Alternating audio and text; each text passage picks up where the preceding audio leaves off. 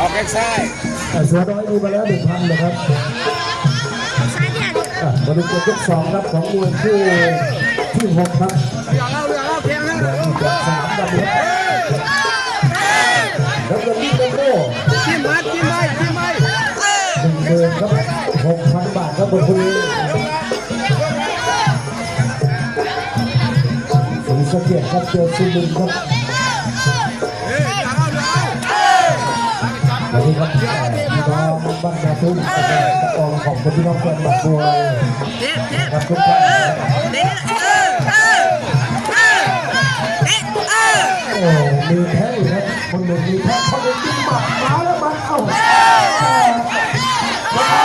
เกินครับไทยสอนต่อเพื่อนไทยเลย5-6 ไฟทลายเลยเอ้าขวา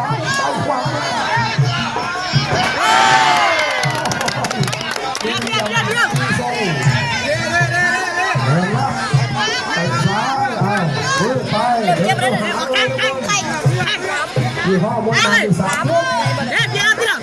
3 ยกเอาไปเลยไปแซงหน้าเลยลื่นล้วนเอาหน้ามาเข้าซ้าย